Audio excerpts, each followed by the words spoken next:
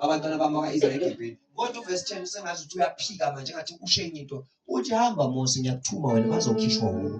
Uverse 7 uthi ngehlile ngizobakhipha. Uverse 10 uthi hamba wena Mose ngithuma wena. Uzwakala ngathi uthi uyayiphikisa uma ungalifunda iBhayibheli. Kodwa uma wafunda plus sign esikoleni sakho uzoyi-understand lento ukuthi kusho ukuthi noma kuhamba uMose kodwa uNkulunkulu uzobakhipha. Uthi ngenhla ngehlile uzobakhipha. Uzathi ngehlile kusho ukuthi khona la suka khona. Endaweni ephezulu uma usazi izulu like umuntu ehle athi uma wehla usuke endaweni ephezulu uze endaweni uthi ngehlile uzobakhipha. Mase ngalenza umzekeliso singathi kusho mhlawumbe usuke ezulwini uzokwenza njani uzobakhipha. Kodwa ivesi elandelayo usethi hamba Mose ubakhipha. Uzwakala ngathi manje usegoqe izandla noma uyajika. Kanti iqiniso lithi uMose wakhulula khona eGibhithe wahlukunyezwa khona waze wabulala umuntu wabaleka. Umehluko manje ohlukile ukuthi mayeza manje abantu babona kubuya uMose kanti akusiyena uMose obuyayo ema kufika uNkulunkulu. Ngoba uMose efika eGibhithe ezobakhipha wayengasekho emandleni akhe. Ngoba kwayena uMose uyamsaba uFaro naye wesinye seziqili. Ngiyakuphendula namhlanje abefundisi. Azenza ngcono, cha abazenzi ngcono. Akusibone uNkulunkulu okubo ozosiza abantu. Awunaye ngathi ngawala ibhula besithi uzosiza abantu bala ibhula. Yena usesiza ke uNkulunkulu osekumuntu osebenza itshela emakhala ukuthi uNkulunkulu usebenzisa umuntu. Cha ngifundele iBhayibheli. Yaniphi homework. Ningikhombisa indaba eyodwa eTestamenteni Elisha la uNkulunkulu ethumela khona ingelosi ngaphandle kokuzalwa kukaJesu ezalwa uMaria. Mawufika ekhaya ufike wenza homework ubheke ingelosi nje kwiNew Testament.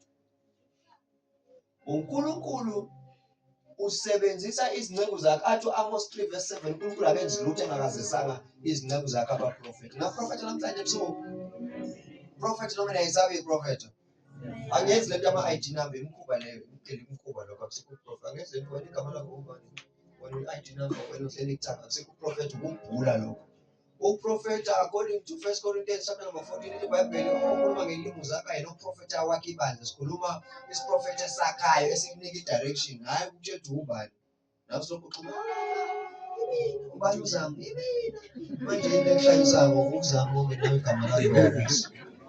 Uprofeta wangempela kufuneka akutshele into ongayaziyo. Haleluya. Akutshele ayithi njengoba konakele ekhaya nje izinto zakho zingahlangani awazi ukuthi yini okumele yenze. Umprofeti wangempela afuna aqhamuke kuleso sikhathi. Hayi ezokuthi ingwenya uzama izolo ugqoke isikipho esiyelo yebo kanjalo uzuyigule uqulelelani uqulelelani. Njalo lemkhuba leyo abantu abayizangoma lapha bezenza befundisa ku-TV. Bani uzama ungawami bani manje ungaxuba manje yini ngoba yamanzi. Umprofeti wangempela ukhuluma imfihlakalo. Akekho umprofeti okhuluma into obvious. Wena wasifana nje ojabule ukuthi umuntu utshela isibongo sakho. Ingane zakho zeyilungile.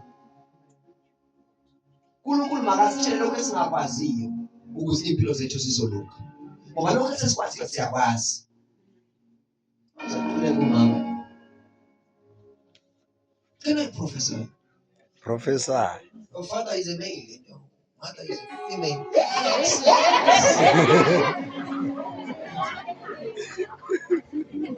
Badlaliwe ngebandla likaKristu.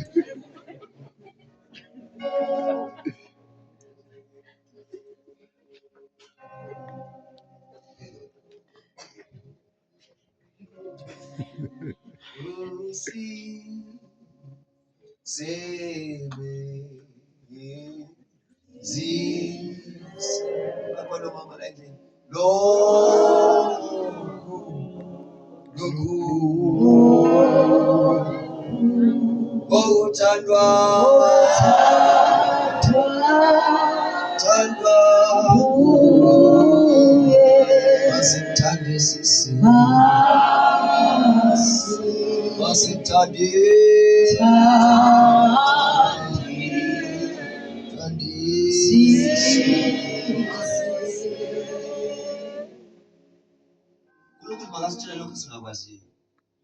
Khona impilo zethu izonyakaza. Wakwaba sesimeni la khona ofila ngazuthi khona awuna direction. Ubona ukuthi khona into eshodayo kodwa awazi ukuthi yini. Ubona ukuthi khona ufuna ngabe ngiyayenza kodwa awazi ukuthi wenzeni. Ubona ukuthi khona inkinga ekhona la ekhaya kodwa uyazi ukuthi yini futhi ungayiqala. Yilapho okudingeka khona umprofeti afika azofaka i-clarity and direction. Othi uNkulunkulu wenza lo akafika confuse, akafika khuluma izinto abazaziyo. Futhi akakhuluma izinto ezingabuzeka emphakathini. Futhi hayi uzwile kwamxoxa. Ingakho-ke mfundisi wami lithi eBhayibheli umprofeti akahlonishwe ingane yangakubo.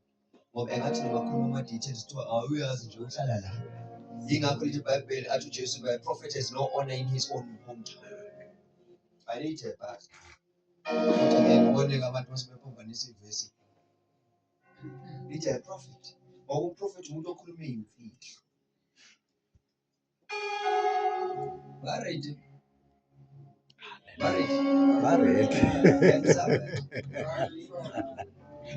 Ake ngathi ngidedela into yezulu elinganga ngapha ngithuma amaphepheni. Angibafuna abantu abangekho yiko ngibuza baredi lolu. Hayi baredi. Iredi. Ngiyakholwa uNkulunkulu namandla akhe. Ayibona abantu abathi ngiyakholwa uNkulunkulu namandla akhe. Uyakholwa ukuthi amandla kaNkulunkulu angashintsha impilo yakho? Kunomuntu ohleli lapha yayibo. Wesifazane. Uhlushwa umlenze mangime ngibhekele wakabani. Alright, uhlushwa umlenze wakungasokunene wakwesokudla. Uyakuhlupha umlenze wakho uphathwe into izibe ngazuthi inkwantu sometimes. Ngathi kunezinto ezenza kanje phakathi ngathi bahlala hlala umuntu wenza nje. Usuza wasaba wathuka. Singagcwala uzike manje hlala phansi uthwale uduka kamusho uzohamba. Lento izikushayisa ngovalo umuntu onovalo manje ngoba ukwazi noma isi-stroke lento noma kwenzakalani. Ngiyacela ukuthi ba-ready for mina ngazi noma bachazele. Mangikhuluma ngawe noma ngesimo sakho noma ngento ehlangene ngawe ugijima so sengiqala ukukhulekela. Bona abantu uNkulunkulu akhombisa bona. Athi uNkulunkulu uMose hamba ngithuma wena. Abahleka uMose namalimi akhe bamhleka kanti abazi ukuthi usehlangane noNkulunkulu akasahambi yedwa. Bantu basebhulwa hloniphana abagcotshwa bakaNkulunkulu ngoba yonke into uNkulunkulu ayenzayo uyenza ngezithunywa zakhe. Akekho noyedwa othi ngelinye ilanga ngahlangana noNkulunkulu lapha esitobhini. Ake izitshe emakhaya nake izinkulunkulu. Khona abathumileyo. Waphoxwa ngisho isicelo. Waphoxwa ngisho isicelo eBhayibhelini sithi ngicela ngiyotshela abafowethu ukuthi bangezi la. Bathi akekho umuntu okwazi ukusuka la uyotshela abangani bakhe. Bathi abakhomaya ngabalaleli laba abathunyiweyo lapha. Ngilindele umuntu njalo nomama onenkinga yomlenze. Sometimes kuyanyuka kuze kungenele nasengalweni. Uze usabe ngisho ukulala ngakubo. Ngiyakuthandazela namhlanje ukukhuluma. Banakhona lapho. Ngizama ukudemonstrate ile verse engilifundayo namhlanje. Ukuthi kuyifikela umfana omncane nje wakamthetho ogama lakhe lokusinkulu. Mawubuka ngamehlo enyama. Kodwa ngamehlo kamoya kufika uNkulunkulu ozophilisa umama kule nto.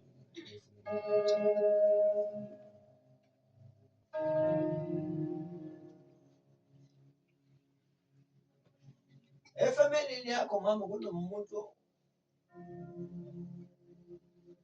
uphupha igazi nawe nowadays uphupha igazi. Uphupha izinto ezinegazi. Anginazi noma niya communicate yini noma nenza kanjani. It's fine. Kunomuntu ophupha igazi, amaphupha akhe agcwele igazi. Ngoba lento engiyibonayo ilento esibiza nge-premature death, umoya wokufa osebenzisa ithuba. Yingakho kunezifo ezilandelanayo. Kunomoya wokufa othungathunga kulokhu gadla. Mangakafiwa kuyagulwa. Akusingela ukugula. Kunento nje esindayo egijima egceke ingakho nalento ephethe ayikuthusi ngenxa yezinto ezenzeka egceke ngizodwa mina ke ngithanda ukuba ngikhuluma ngisho ukuthi hayi wefana hayi ngiyazi into okhuluma ngayo ukhuluma amanga uma ngisuke into oyishoyo ube njani usheshe ngibaleke ngicamba amanga kule ndawo ngifisa namhlanje ukukusiza ngingeke ngakhuluma ngokuthi lento yangena kanjani iqhamuka that's not what I'm here to do today namhlanje ngilapho ukuba ngizokhuluma yazazi izinto engikhuluma ngazo mama uma ngiyakusuka yebo ngiyazazi njoba ngikhuluma namhlanje umoya engcwele ungikhombisa lento kunesiqalekiso silandela umndeni wakho kade ngikhuluma ngebongo namhlanje silandela uyibongo baba abantwana bakho bakhona abanye sebashona badliwa yini bangaka sebashona babili usela bangaka ababili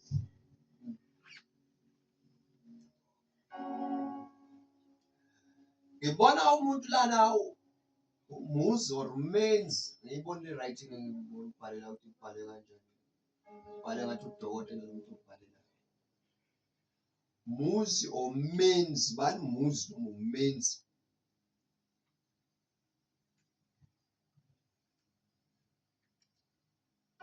lokho ukuthi angimazi ukhuluma ngomuntu ongahlangane nabe engangibuza kunomuzi or men's ofuneka bangikhuleka namhlanje ngoba lento ihlangene naye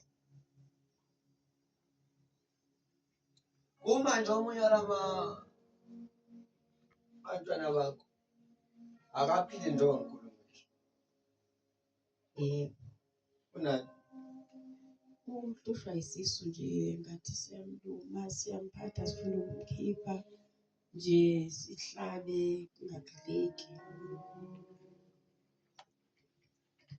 ngimbona ngisho ukumbona nje bangikhuluma nje ngakutshela ngisho ukuthi ugqokele umfonela manje umbuzo ukuthi ugqokele kodwa angizile uzoshumana ikhipha la namabhlu ngakho phela kuba prophet ujulile akusho ukuthi yonke into oyibona yisho ngiyambona kumanje ugqoke ibhande eli-red nesikipha se-blue neshirt eli-orange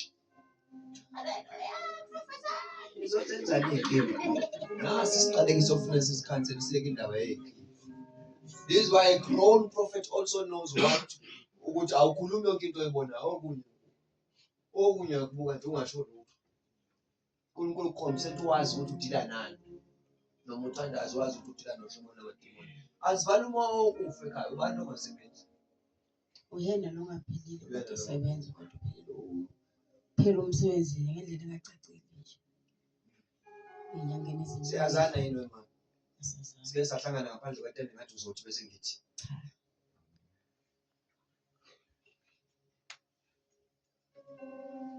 ngale nje uprofeta ngigijime nani manje ngibona amehla ningibuka ngayo sengibuka ngathi ngiyashona angihloli ngahlangana edrobheni ngicela ukuthi ubona lempeni yami angiguli mina ngihambe ngihlola ngishonela nankulunkulu uNkulunkulu ayisho ngesikhathi makubiza uprofeta lo mama ngithandazela lo mama bese ngihamba namhlanje uyena ngimzele akekho ozocomplain angizange ngopetrol wakho la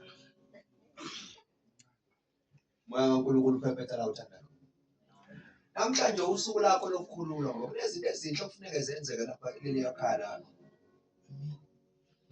ngibone uletha kwaba ukhulusi okhulusi obani manje ohlongo ugabhisi ayiwena uMasini igabhisana akwazi ugabha